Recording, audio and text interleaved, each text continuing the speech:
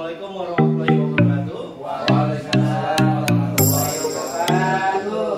Amin pun. Ya pun. Oke, alhamdulillah alamin. Assalatu wassalamu ala asrofil anbiya'i wal mursalin wa ala alihi wa sahbihi ajmain. Amma ba'du. Terima kasih Bapak-bapak sudah menyempatkan hadir di aksi nyata budaya positif Dede Nurudat guru penggerak angkatan 11, yang dimana kali ini dan hari ini saya akan membahas tentang aksi nyata budaya positif.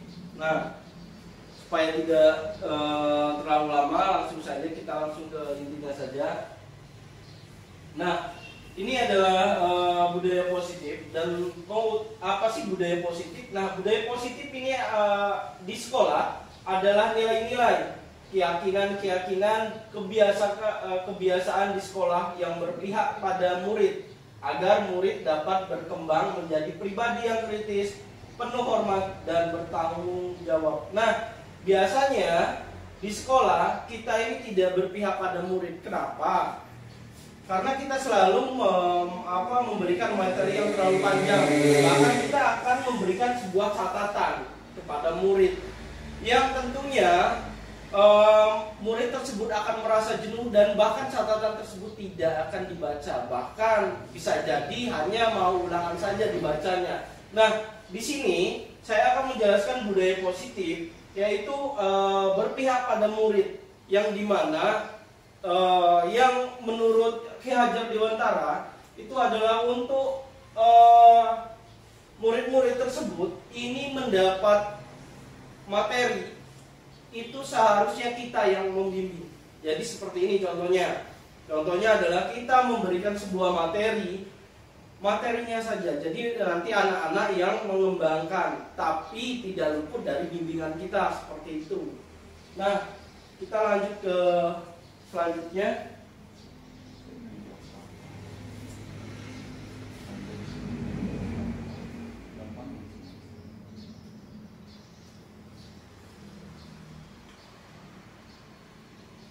Nah, ini yang sekarang ada konsep-konsep kunci dalam modul budaya positif, yaitu adalah perubahan paradigma belajar, disiplin positif, motivasi perilaku manusia, kebutuhan dasar, posisi kontrol restitusi, dan keyakinan kelas, serta segitiga restitusi.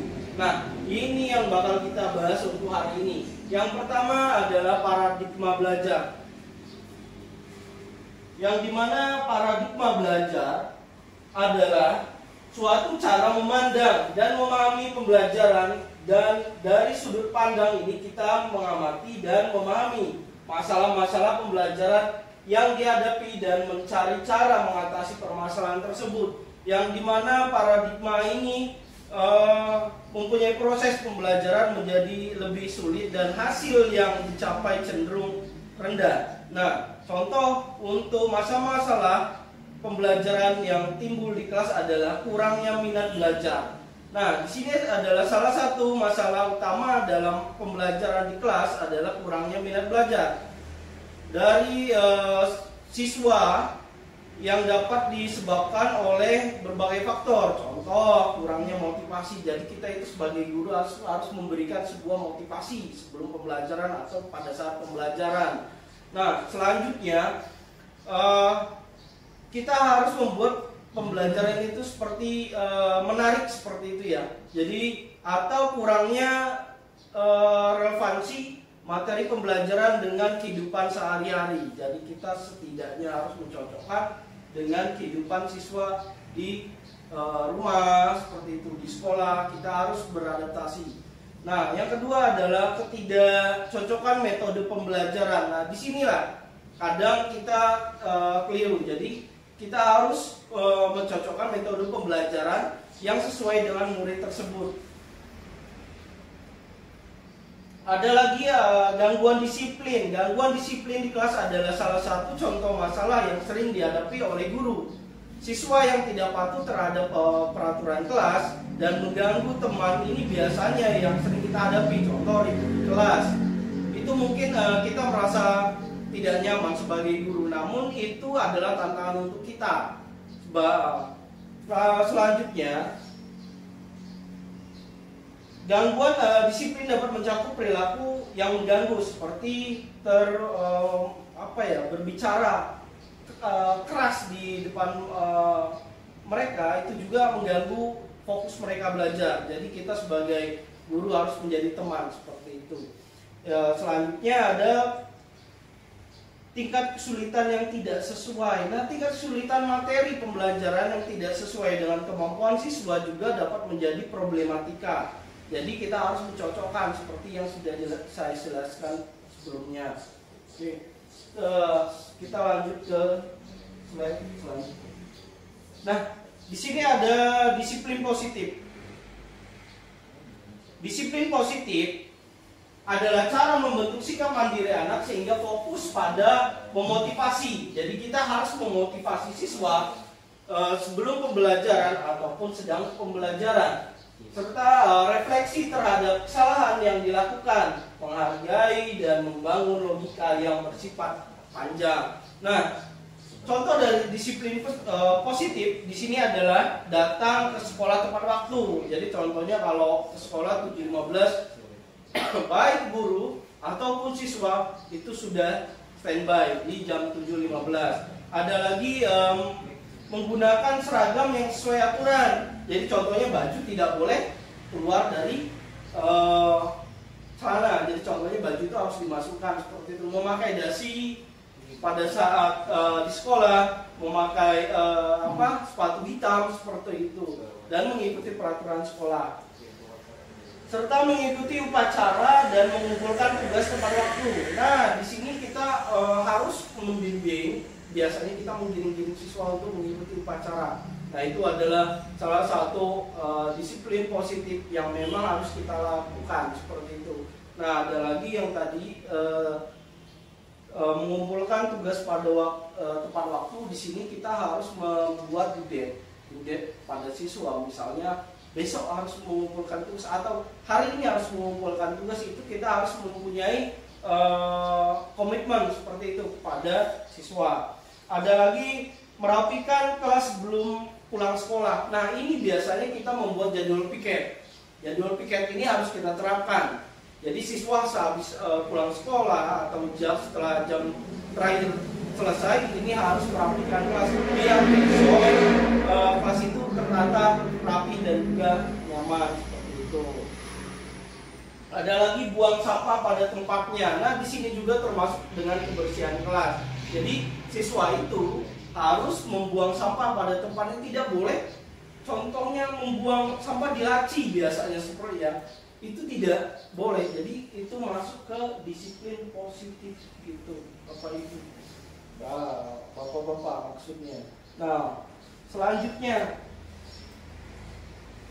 motivasi perilaku manusia. Motivasi adalah dorongan yang datang dari manusia dalam kesadaran atau ketidaksadaran untuk melakukan sesuatu yang berkaitan dengan tujuan tertentu. Seperti kita ketahui perilaku manusia dipengaruhi oleh motivasi atau dorongan untuk kepentingan yang memenuhi kebutuhan dari seorang individu. Nah, di sini ada 3 perilaku manusia. Yang pertama adalah untuk menghindari ketidaknyamanan atau hukuman, yang dimana adalah tingkat terendah dari motivasi perilaku manusia. Biasanya orang yang memotivasi perilakunya untuk menghindari hukuman atau ketidaknyamanan akan bertanya, apa yang terjadi apabila saya tidak melakukannya? Itu biasanya anak-anak bertanya kepada kita, kalau kita melakukan sesuatu apa konsekuensinya, seperti itu. Dan yang kedua adalah untuk mendapatkan imbalan atau menghargai orang lain. Ya, jadi kalau kita memberikan arahan kepada siswa, jadi contoh siswa sudah menyelesaikan tugas dan nilainya bagus. Jadi ini kita memberikan imbalan. Atau siswa yang tidak mengerjakan tugas, ini kita beri hukuman, itu tidak boleh sebenarnya. Jadi kita harus memotivasi. Nah, untuk memberikan imbalan itu tidak dibenarkan. Nah, yang ketiga adalah untuk menjadi orang yang mereka inginkan dan dihargai. Nah, di sini kita harus menghargai siswa. Jadi contohnya siswa mengerjakan tugas sedikit itu harus kita berikan motivasi dan kita hargai karena mereka sudah bekerja atau menyelesaikan sebuah tugas, baik itu buruk ataupun baik, itu harus kita motivasi, berikan motivasi. Ya, jadi misalnya kalau kita berikan motivasi, kita harus sesuai dengan karakter siswanya, seperti itu. Nah, kita lanjut ke slide berikutnya. Ada kebutuhan dasar. Nah, kebutuhan dasar yang pertama adalah kebutuhan dasar bertahan hidup. Yang kedua adalah bertahan hidup atau survival. Yang ketiga penguasaan, kebutuhan pengakuan atas kemampuannya, kebebasan, kebutuhan akan pilihan, kesenangan, kebutuhan untuk merasa senang. Nah, di sini ada 5 kebutuhan dasar manusia. Yang pertama adalah bertahan hidup. Ini kita harus memberikan sebuah kasih sayang dan rasa diterima. Nah, kebutuhan ini dan 3 kebutuhan berikutnya adalah kebutuhan psikologis. Jadi seperti itu. Jadi kita harus memberikan motivasi, sering ngobrol kepada siswa seperti itu. Nah, selanjutnya adalah penguasaan atau kebutuhan pengakuan. Kebutuhan ini berhubungan dengan kekuatan untuk mencapai sebuah tujuan atau mencapai sebuah sesuatu. Jadi kebutuhan ini diakui atas presentasi dan keterampilan siswa seperti itu. Jadi nanti misalnya kalau siswa mendapat prestasi, ini harus kita akui seperti itu dan harus kita kasih apresiasi, tapi bukan berarti kita memberikan sebuah imbalan. Dan kebebasan, kebutuhan kebebasan ini adalah kebutuhan akan kemandirian, otonomi, memiliki pilihan dan mampu mengendalikan arah hidup seseorang. Yang kelima adalah kesenangan. Kebutuhan akan kesenangan adalah kebutuhan untuk mencari kesenangan, bermain dan tertawa. Ini kita juga harus have fun terhadap siswa dan juga membuat siswa itu merasa nyaman di pelajaran kita. Yang selanjutnya adalah posisi kontrol. Ada 5 posisi kontrol menurut Jen, dosen dalam dunia restitusi, retrubtion, school disiplin, yang mengungkapkan bahwa guru perlu meninjau kembali penerapan disiplin di dalam ruang kelas. Mereka selama ini apakah telah efektif, apakah berpusat, memerdekakan dan memandirikan murid, bagaimana dan mengapa. Melalui serangkaian riset yang berdasarkan pada teori kontrol Dr. William Glasser, dosen berkesimpulan ada 5 posisi kontrol yang diterapkan seorang guru, orang tua ataupun atasan dalam melakukan kontrol. Kelima posisi kontrol tersebut adalah menghukum, membuat rasa bersalah, dan kita akan menjadi teman siswa, terus memantau siswa dan kita akan menjadi seorang manajer di kelas. Nah, jadi contoh dari salah satu 5 ini adalah menghukum. Jadi yang pertama adalah menghukum. Seorang menghukum bisa menggunakan hukuman fisik ataupun verbal. Jadi tidak boleh kalau sekarang ya menggunakan hukuman fisik ataupun verbal. Jadi itu tidak dikenankan. Nah, selanjutnya adalah membuat rasa bersalah. Pada posisi ini biasanya guru akan bersuara lebih lembut. Seperti itu. Jadi contohnya, berapa kali Bapak harus memberitahukan kepada kamu ya? Ya, jadi contohnya seperti itu. Itu kata-kata yang sering kita gunakan. Dan lagi kita harus menjadi teman untuk murid. Nah, kita sebagai guru pada posisi ini tidak akan menyakiti murid, namun akan tetap berupaya mengontrol murid melalui persuasi. Posisi teman pada guru biasanya negatif ataupun positif. Nah, jadi contohnya, ayolah, bantulah, terus lagi kemarilah, seperti itu. Jadi kita ini seolah-olah menjadi teman. Jadi contoh kalimatnya kita juga bisa menggunakan ayolah bantu demi Bapak, seperti itu. Atau ayo ingat tidak bantuan Bapak selama ini. Jadi kita seolah-olah menjadi teman. Dan yang untuk memantau berarti mengawasi. Pada saat ini kita harus mengawasi, jadi perilaku harus kita awasi, gerak-gerik siswa yang di kelas juga harus kita awasi seperti itu ya. Dan yang terakhir adalah kita sebagai manajer. Nah, posisi terakhir manajer adalah posisi di mana guru membuat sesuatu bersama dengan murid. Nah, dipersilakan murid untuk bertanggung jawab atas perilakunya, mendukung murid dapat menemukan solusi atas permasalahannya sendiri. Jadi kita sebagai manajer dan manage struktural di kelas seperti itu. Kita langsung ke slide selanjutnya adalah untuk keyakinan kelas. Nah, di sini adalah keyakinan kelas merupakan kedisiplinan positif yang bisa diterapkan dalam membangun budaya positif di sekolah. Keyakinan ini akan membantu murid untuk mengembangkan disiplin diri, karena murid akan belajar mematuhi keyakinan kelas yang telah dibuat sendiri berupa kesepakatan kelas, yang merupakan perjanjian atau aturan yang disepakati oleh siswa dan guru di kelas. Kesepakatan ini dibuat untuk menciptakan lingkungan belajar yang nyaman dan produktif. Umumnya kesepakatan kelas mengatur kehadiran, kedisiplinan, kerjasama, tanggung jawab, dan lainnya.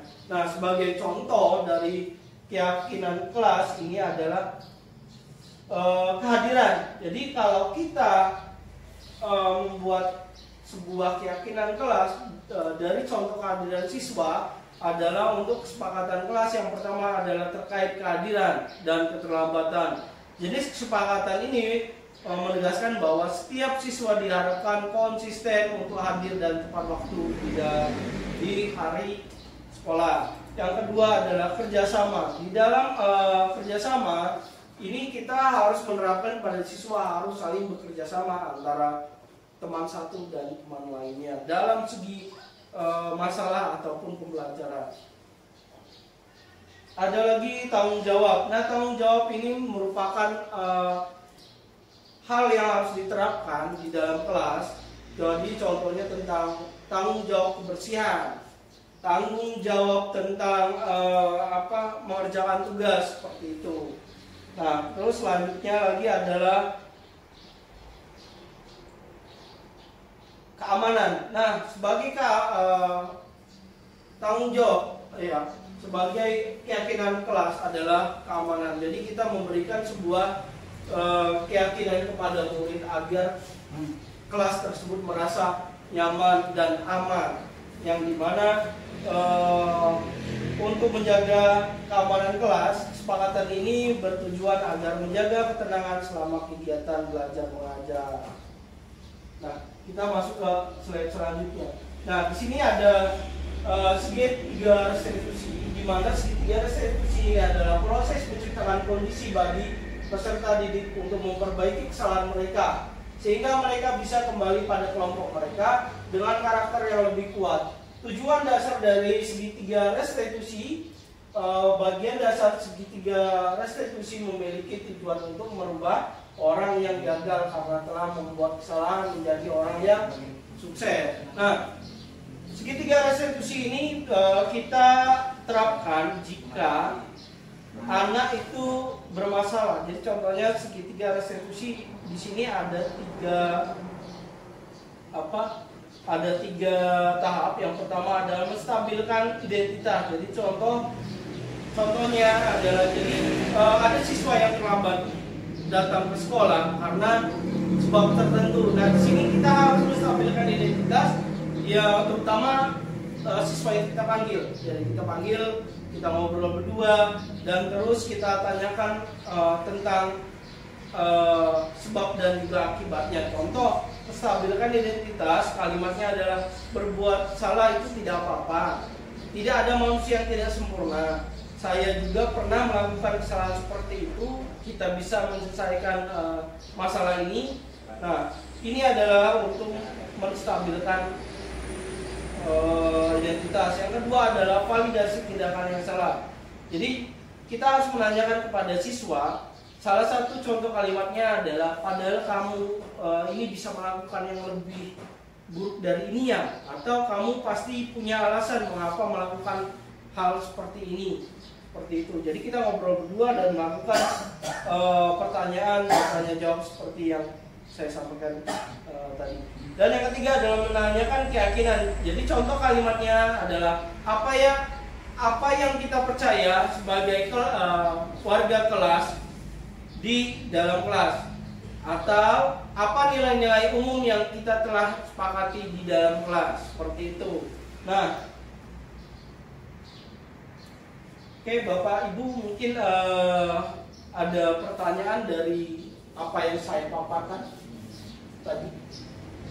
Pak Dede, izin di awal tadi kan yang izin awal boleh diganti dulu mungkin Pak Dede.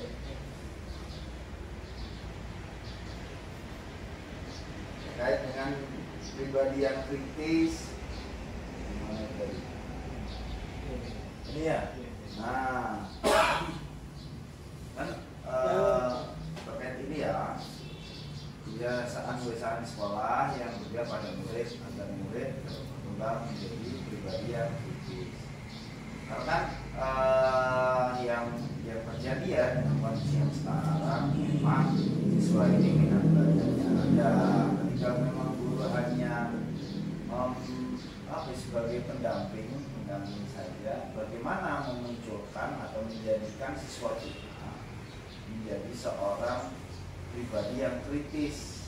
Nah, dalam konteks ini kan dalam hal pembelajaran ya, semuanya materi ini yang kita sampaikan, akan mengembangkan seperti itu kan maksudnya. Nah, tapi bagaimana mendorong siswa ini supaya menjadi seorang yang kritis itu Pak Dede? Oke, kami belum ketemu nih solusinya atau metodenya untuk membangun siswa yang memiliki karakter kritis itu. Oke, terima kasih Pak atas pertanyaannya. Nah, di sini berkembang menjadi pribadi yang kritis. Nah, di sini kita harus mendekatkan kepada siswa dengan pendekatan. Jadi kita berikan pengertian kalau kita belajar seperti ini dampaknya seperti apa, itu harus kita melakukan pendekatan kepada siswa tersebut. Jadi kita bisa ngobrol dengan siswa di kelas, memberikan motivasi seperti itu. Nah, dengan memberikan sebuah pendekatan dengan siswa itu setidaknya kita dapat mendorong siswa tersebut untuk membuat dan juga berkembang menjadi pribadi yang kritis seperti itu. Karena gini Pak, kan di situ di sekolah yang berpihak ya, kita diminta untuk berpihak kepada siswanya. Nah, betul. Nah, jadi kan kalau siswanya nggak mau belajar, masa kita mau berpihak sama siswa, kan seperti itu. Begini, guru itu hanya sebagai fasilitator, Ya, benar. dan murid itu adalah sebagai objeknya, yang dimana murid tersebut itu akan kita bimbing, ya, kita berikan arahan materi, dan siswa tersebut kita arahkan untuk mencari masalah dari materi tersebut. Jadi kita memecahkan masalah itu, dan nanti kalau siswa tidak mengerti itu bisa langsung tanya ke kita. Dan untuk mendorong bagaimana menjadi pribadi yang kritis itu dengan tadi Pak, dengan memberikan sebuah pendekatan kepada siswa. Jadi ngobrol bareng gitu ya. Terus lagi tapi tidak langsung secara intens. Jadi dengan membuat kelompok kecil seperti itu Pak. Itu bisa membuat menjadi pribadi yang kritis untuk setiap individu masing-masing seperti itu. Ya, terima kasih Pak Dede. Baik, ada lagi Pak yang mau Sama ini ditanyakan? Pak Dede, satu lagi. Tadi itu ada membangun logika yang bersifat panjang. Itu tadi ada di sheet berapa? Oke, baik. Sheetnya dulu. Nah, ini nih. Ini adalah masuk ke disiplin positif Pak Rizky. Nah, kan ya ini masalah kita sebagai guru ya. Karena tadi di situ dijelaskan cara membentuk sikap mandiri, terus fokusnya memotivasi, merefleksi terhadap kesalahan yang dilakukan, menghargai gitu kan. Itu biasa kita lakukan. Nah, dari disiplin positif ini ada hal yang sulit. Kalau untuk siswa menyadari kesalahan gitu kan, itu lebih mudah disampaikan. Sampaikan saja kesalahannya, terus kan bagaimana agar dia memahami kesalahannya. Tapi terkait membangun logika yang bersifat panjang ini, saya kurang memahami di sini. Oke, terima mungkin kasih. bisa dibantu karena tadi belum dijelaskan sama Pak Dede. Nah, untuk di sini masuk ke disiplin positif. Nah, yang dimana adalah kalau kita membuat sebuah komitmen dengan siswa untuk disiplin positif dan bisa membangun logika yang bersifat panjang. Jadi contohnya gini untuk disiplin positif. Piket di kelas. Nah, di sini kita harus membuat keyakinan kelas yang dimana keyakinan kelas ini harus kita terapkan pada siswa tersebut. Jadi untuk piket itu kan harus bersifat panjang ya Pak ya. Ya kan? Jadi sehari-hari itu harus kita terapkan untuk gimana? Nah, kita akan menempelkan jadwal. Jadwal apa? Jadwal untuk membersihkan kelas. Nah, ini akan mereka lakukan di setiap hari dan membangun logika yang bersifat panjang. Nah, ini kita akan membangun pemikiran mereka bahwa itu adalah kewajiban di dalam kelas. Jadi harus mereka lakukan untuk membuat mereka disiplin positif seperti itu. Bukan dalam konteks sebab akibat seperti itu ya Pak. Nah, jadi kalau tadi kan merefleksikan sebuah masalah nih, iya. Nah, kan gitu. Jadi kalau saya berbuat ini, saya akan mendapatkan ini, itu tidak. Nah, jadi seperti tadi kita tidak boleh ya memberikan apresiasi atau penghargaan kepada siswa dalam bentuk apapun kecuali dengan bentuk motivasi itu boleh. Nah, untuk memberikan menghargai, kita harus bisa menghargai saja, tapi tidak boleh memberikan contohnya kita memberikan sebuah imbalan, tidak boleh. Oh, itu juga tidak boleh Pak. Untuk barang itu tidak diperkenankan. Tapi kita hanya bisa memberikan motivasi aja kepada siswa. Baik Bang Ari, ada pertanyaan? Pak Ari? Sudah cukup? Oh, Pak Rune, mungkin nanti ada ruang diskusi selanjutnya. Terima kasih Pak Dede. Oke, baik. Sudah Pak? Nah, saya harap Bapak dengan apa yang saya paparkan bisa memahami dan bisa diterapkan di kelas seperti itu. Baik, saya akhiri. Terima kasih. Assalamualaikum warahmatullahi wabarakatuh. Waalaikumsalam warahmatullahi wabarakatuh.